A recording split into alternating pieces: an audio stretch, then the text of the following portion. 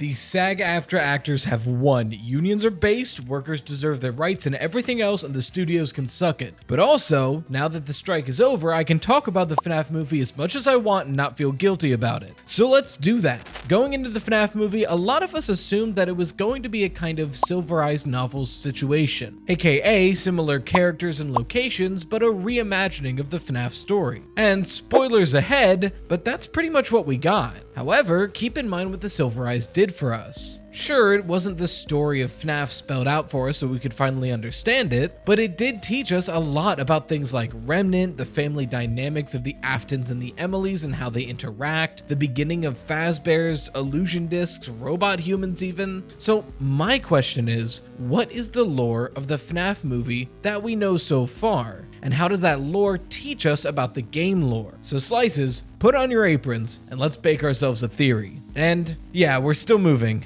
Actually, we're moving again. It's a really long story, and maybe I'll rant about it on the podcast, who knows. But because of that, full green screen episode again. I am still in a blank room, I'm sure you can tell by the echo. And no cat, but at least this time I have the official Rye Toast U2s that is out right now. It's a plush, it's 9 inches tall, it's soft enough to be a pillow, but firm enough to give a good squish. Look what I can do to this guy. I can just...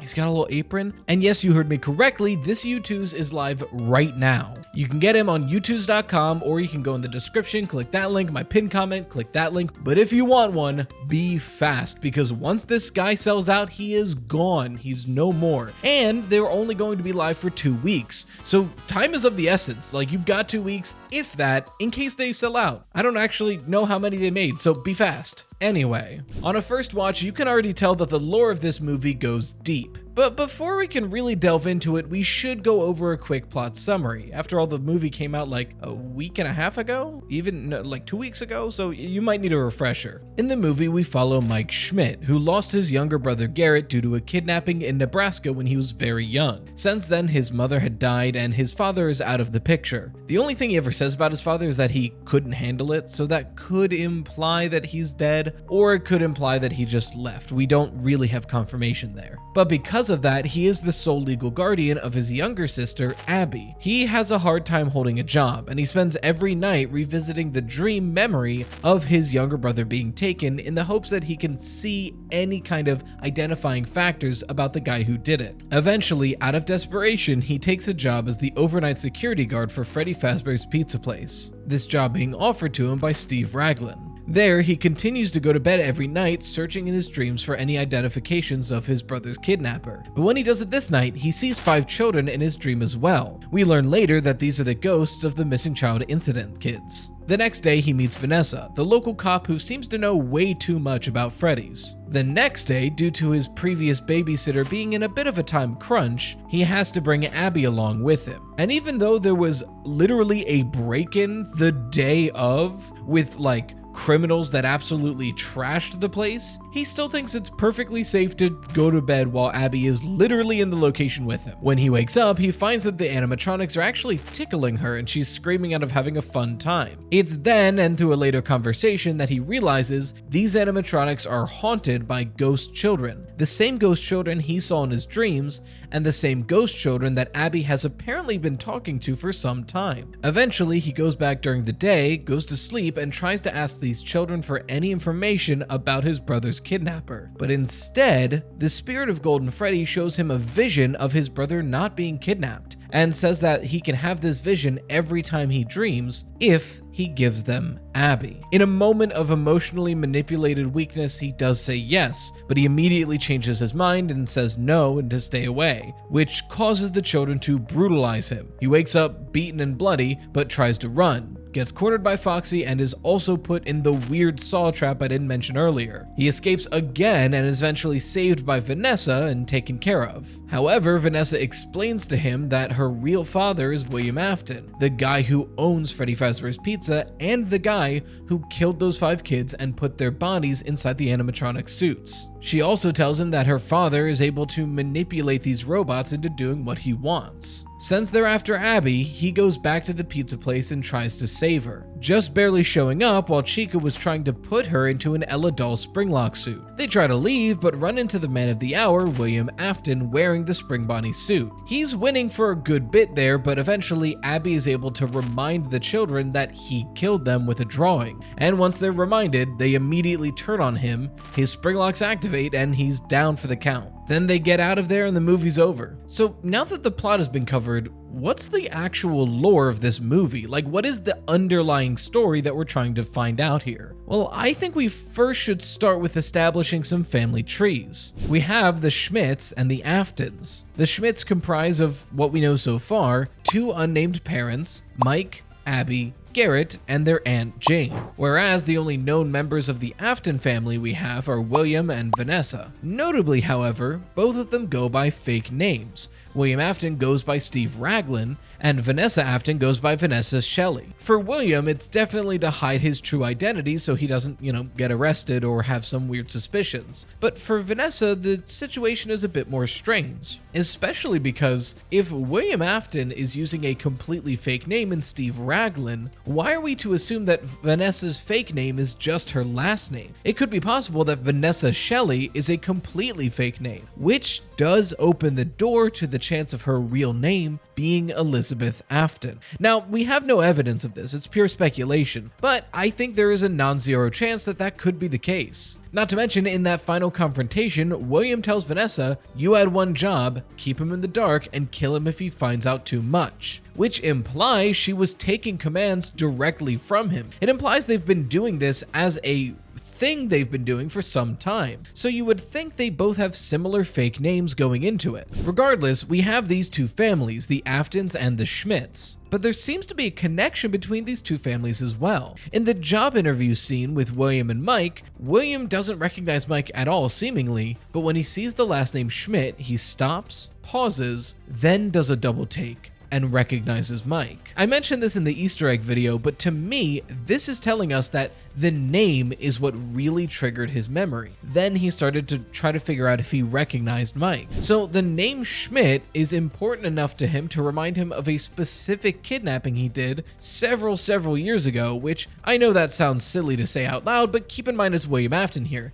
In the games, he kills like 11 plus kids at least. So to me, one random name out of those 11 doesn't seem too significant. But I hear you. Sure, he could just remember all of his victim names and he was trying to see if he remembered a stray brother there. But remember that Garrett was kidnapped while camping in Nebraska. It'd be one thing if Garrett was kidnapped at a Freddy's, then like we have something to go with there. But he was kidnapped in Nebraska. And if these court documents aren't just a stock asset and are made specifically for the movie, they list mncourts.com, Minnesota. Minnesota is states away from Nebraska, so what was William Afton doing there, all the way out there, to kidnap and kill some random kid? And yes, we do have confirmation that he kills Garrett, not just kidnaps him. As far as Mike is aware, he's just kidnapped. But William says, and I quote, "First I kill your brother, then I get to kill you. Skibbity, my dear friend." Or, whatever he said. So unless there's some indescribable reason why he would be just lying in this moment, that's pretty direct confirmation that Garrett is dead, or at least was killed by William Afton. There has to be some connection here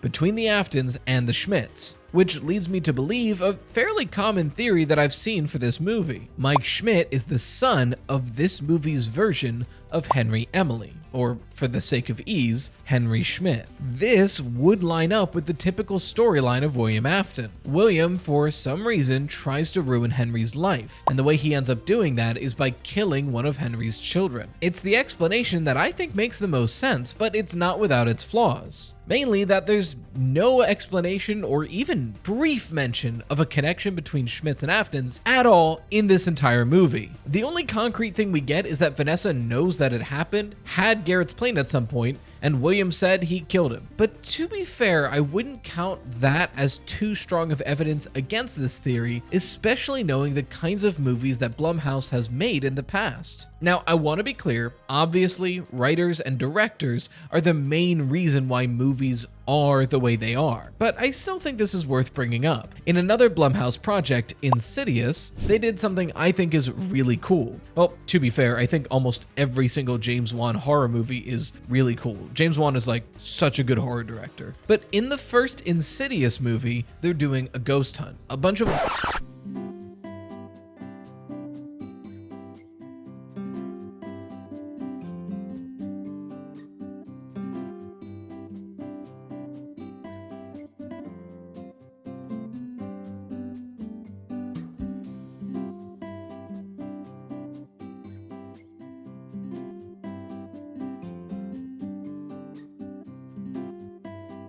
In other words, a second movie explains a seemingly random plot hole in the first movie, proving that it was actually foreshadowing the whole time. And this is what I think the whole Nebraska angle is going to be in the FNAF 2 movie. Because, I mean, let's be honest, the movie cost $20 million to make, and it's made like $200 million in like 2 weeks. So like, it's paid 6 times what it's made. They're gonna make sequels upon sequels. Anyway, I think the FNAF 2 movie is going to do this with the fact of William Afton going all the way to Nebraska to kidnap some random kid. They're going to explain the reason behind it, and it won't be a plot hole, it'll be foreshadowing. After all, it's not like Blumhouse hasn't done this before. Moving on from that though, I do think there's 2 huge question marks that in everybody's mind leaving this movie. I'll start with the one I have way less to talk about, and that's the Ella Doll Springlock suit. What the hell? What the hell?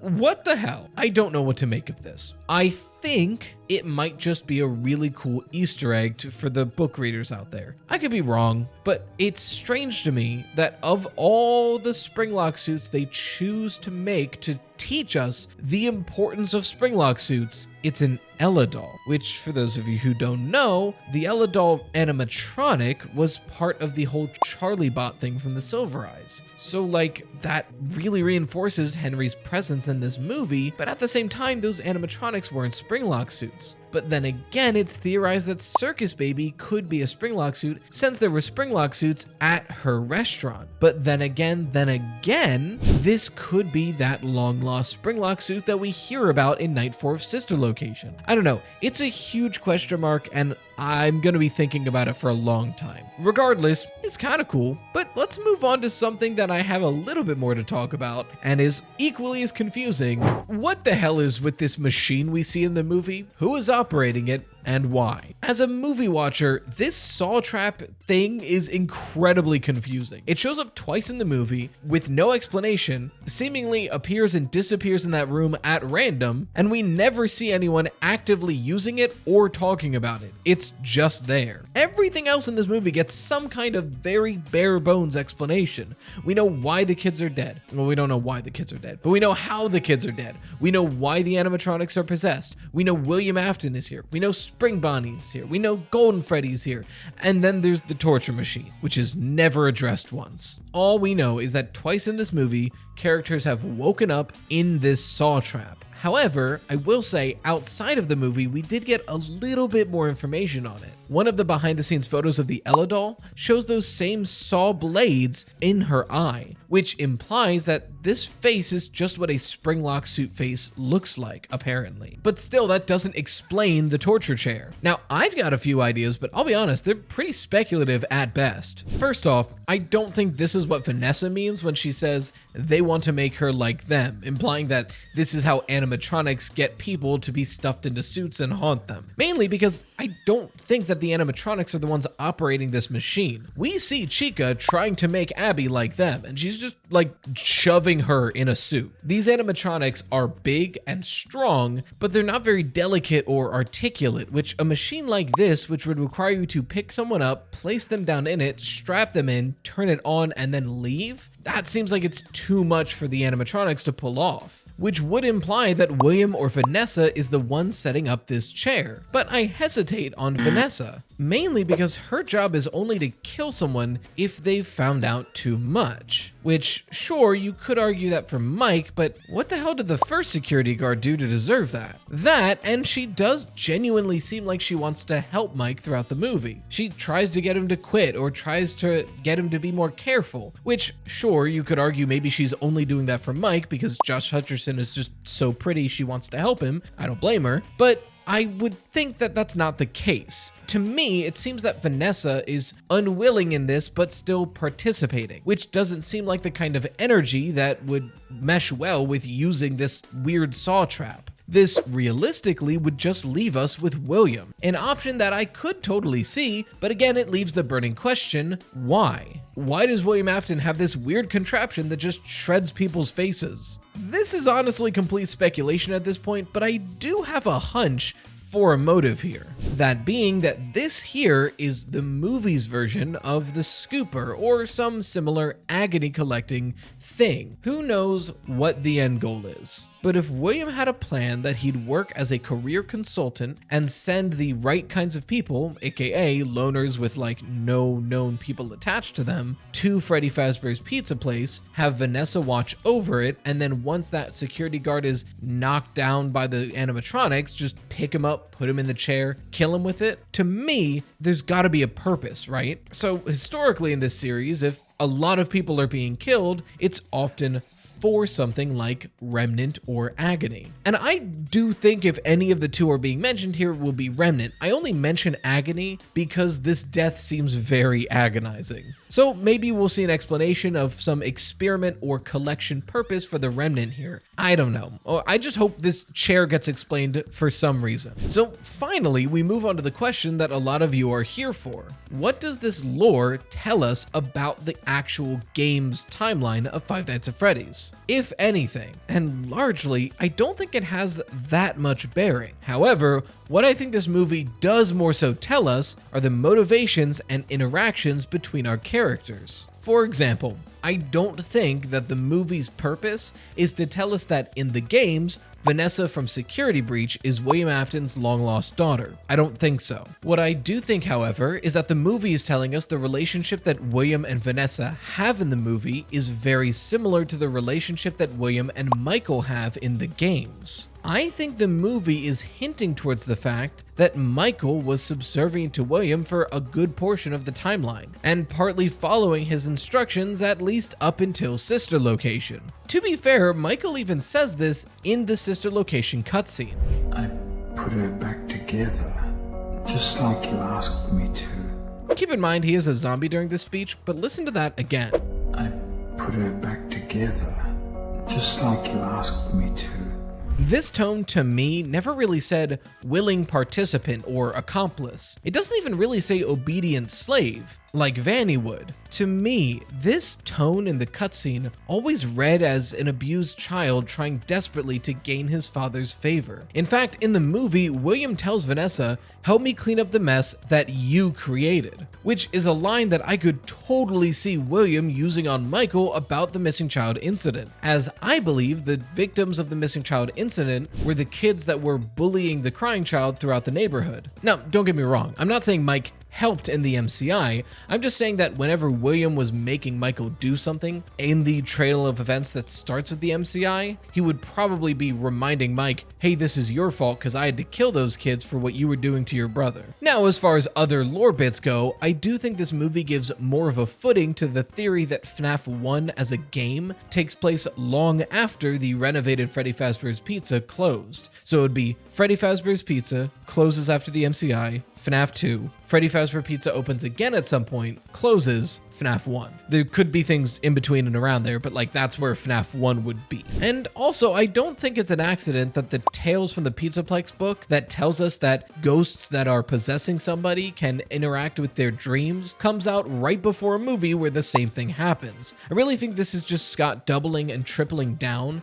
that in the games, dreams can be affected by ghosts, which I think is probably how Michael was trying to help the crying child and Cassidy and all them move on, like we see in the logbook and possibly in FNAF 3 and even FNAF World. And finally, you could argue we get some cupcake lore in this movie as well. Now, I've never been a subscriber of the theory that the cupcake's name is Carl. I never found any good evidence for that theory. And I think the movie is poking fun at that theory as well. The movie materials always refer to it as either Cupcake or Mr. Cupcake. And in the movie, the cupcake mauls to death a guy named Carl. So I feel like that's kind of a tongue-in-cheek way of the movie being like, hey, it's not Carl, that theory is dead. But something I think it does actually prove, or at least give more credence to, is another theory I never really believed. that being that the cupcake is actually possessed by Susie's dog. So for those of you who don't know, we are 99% sure that Chica is possessed by a girl named Susie, who was lured away from the arcade cabinet with the promise of seeing her recently dead dog. Some people have theorized that Chica's cupcake, since it is seen leaving her in several instances,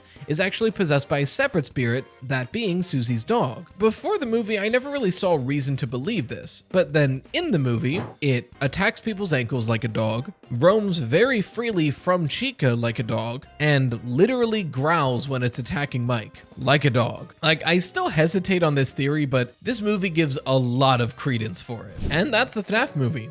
Now, if you've watched this and you're new to FNAF and you're a little confused, or even if you're a series veteran and you want a refresher, I just made a huge 40-minute brief overview of the entire Freddy Fazbear's franchise, and I really recommend it because of all the moving, it came out super late, and because it came out super late, it kind of bombed. So if you could watch that and boost that, it would give me a lot of serotonin, so thank you very much. Another reminder that this is live today, and it's only live for 2 weeks and while they have stock, so get it while you can. And in the meantime, a huge shout out to the best channel members, the Dough Risers. Until next time, as always, stay toasty, slices.